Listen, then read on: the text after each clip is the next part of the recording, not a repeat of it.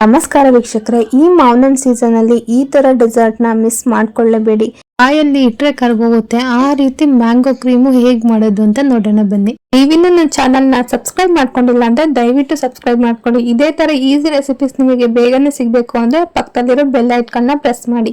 ಮೊದಲಿಗೆ ವೀಕ್ಷಕರೇ, 2 ಮಾವಿನ ತಗೊಂಡಿದ್ದೀನಿ ನಾನು. ಮಾವಿನ ಹಣ್ಣ ನಾವು ಹೇಗ್ ಕಟ್ ಮಾಡ್ಕೋಬೇಕು ಅಂದ್ರೆ ಬಟ್ಲು ಆಕಾರದಲ್ಲಿ ಬರಬೇಕು. ಕ್ರೀಮ್ ನ ಅದ್ರೊಳಗೆ ತುಂಬೋ ತರ ಇರಬೇಕು. ಆ ರೀತಿ ನಾವು ಕಟ್ ಮಾಡ್ಕೋಬೇಕಾಗುತ್ತೆ.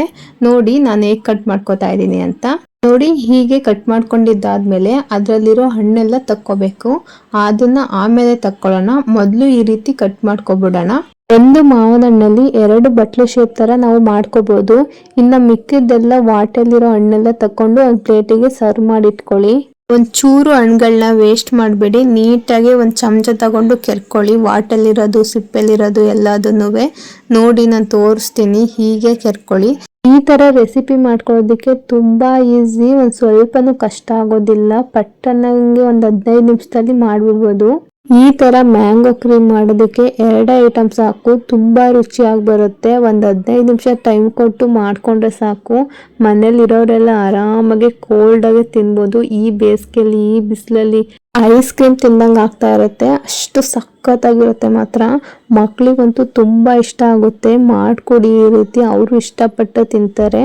ರೆಡಿಮೇಡ್ ಐಸ್ ಕ್ರೀಮ್ ತಿನ್ನೋ ಬದಲು ಈ ರೀತಿ ಮನೆಯಲ್ಲೇ ಮಾಡಿರುವಂತ ಕ್ರೀಮು ಐಸ್ ಕ್ರೀಮ್ ಈ ತರ ಎಲ್ಲ ಮಾಡ್ಕೊಂಡು ತಿಂದ್ರೆ ಹೆಲ್ತಿ ಆಗೂ ಇರ್ಬೋದು.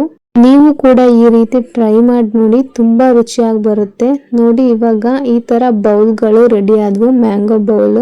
ಇವಾಗ ಇದನ್ನ ಸೈಡ್ ಅಲ್ಲಿ ಇಟ್ಕೊಂಡ್ಬಿಟ್ಟು ನೆಕ್ಸ್ಟ್ ಕ್ರೀಮ್ ರೆಡಿ ಮಾಡ್ಕೊಳ್ಳೋಣ. ಮೊದಲಿಗೆ ಕ್ರೀಮ್ ರೆಡಿ ಮಾಡೋದಕ್ಕೆ ನಾನು ಜಾರ್ನ ತಗೊಂಡಿದ್ದೀನಿ.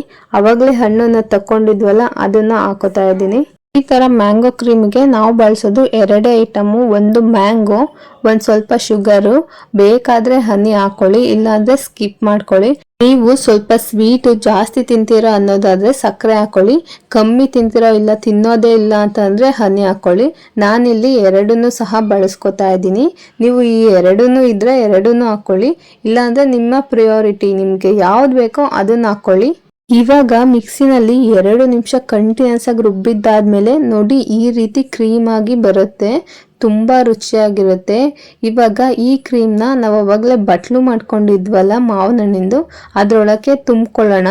ನಾವು ಇದೇ ಕ್ರೀಮ್ನ ಬಟ್ಲಲ್ಲಿ ಹಾಕೊಂಡು ತಿನ್ನೋದಕ್ಕೂ ಈ ತರ ಮಾಡ್ಕೊಂಡು ಮಾವಿನ ಹಣ್ಣಿನ ಸಿಪ್ಪಲ್ಲಿ ತಿನ್ನೋದಕ್ಕೆ ತುಂಬಾ ವ್ಯತ್ಯಾಸ ಇದೆ. ಏನೋ ಒಂಥರ ಖುಷಿ ಆಗುತ್ತೆ ಈ ರೀತಿ ತಿನ್ನೋದಿಕ್ಕೆ. ಸ್ವಲ್ಪ ನಾವು ಮಾಡೋದ್ರಲ್ಲಿ ಕ್ರಿಯೇಟಿವಿಟಿ ಆಗಿರ್ಬೇಕು. ಮಕ್ಕಳಿಗೂ ಅಷ್ಟೇ ಇದೇ ರೀತಿ ನಾವು ಹೇಳ್ಕೊಡ್ಬೇಕು. ಡೈರೆಕ್ಟ್ ಬಟ್ಲಿಗೆ ಲೋಟಕ್ಕೆ ಹಾಕೊಂಡು ತಿನ್ನೋದ್ಕಿಂತ ಈ ರೀತಿ ಮಾಡ್ಕೊಂಡು ತಿಂದ್ರೆ ತುಂಬಾ ರುಚಿಯಾಗಿರುತ್ತೆ. ನೋಡಿ, ಈ ರೀತಿ ಹಾಕಿದ್ದಾದ್ಮೇಲೆ ಮೇಲೆಲ್ಲ ನೀಟಾಗಿ ಸವರ್ಕೊಳ್ಳಿ, ಸಾಫ್ಟ್ ಆಗಿ ಮಸಾಜ್ ಮಾಡ್ಕೊಳ್ಳಿ. ಈ ಕ್ರೀಮ್ ನ ನೋಡ್ತಾ ಇದ್ರೆ ಬಾಯಲ್ಲೇ ನೀರು ಬರ್ತಾ ಇದೆ. ತುಂಬಾ ರುಚಿಯಾಗಿರುತ್ತೆ. ನೀವೊಂದ್ಸಲ ಮಸ್ಟ್ ಟ್ರೈ ಅಂತ ಹೇಳ್ತೀನಿ. ತುಂಬಾ ರುಚಿಯಾಗಿರುತ್ತೆ. ಮಾಡ್ಲೇಬೇಕು. ನೀವೊಂದ್ಸಲ ಮನೇಲಿ ಟ್ರೈ ಮಾಡಿ ನೋಡಿ, ನೀವೇ ತುಂಬಾ ಇಷ್ಟಪಡ್ತೀರಾ. ಈ ರೀತಿ ಮಸಾಜ್ ಮಾಡಿದ್ದಾದ್ಮೇಲೆ ಒಂದು 10 ನಿಮಿಷ ಫ್ರಿಜ್ ಅಲ್ಲಿ ಇಟ್ಬಿಟ್ಟು ಬಿಡಿ. ಅದು ಕೋಲ್ಡ್ ಆಗುತ್ತೆ. ಕೋಲ್ಡ್ ಆದ್ಮೇಲೆ ಬಾಯಿ ಇಟ್ಕೊಂಡ್ರೆ ಸಾಕು, ಹಾಗೆ ಗಂಟ್ಲಲ್ಲಿ ಇಳಿತಾ ಇರುತ್ತೆ. ಅಷ್ಟು ಸಖತ್ತಾಗಿರುತ್ತೆ ಮಾತ್ರ. ನೀವೊಂದ್ಸಲ ಟ್ರೈ ಮಾಡಿ ನೋಡಿ.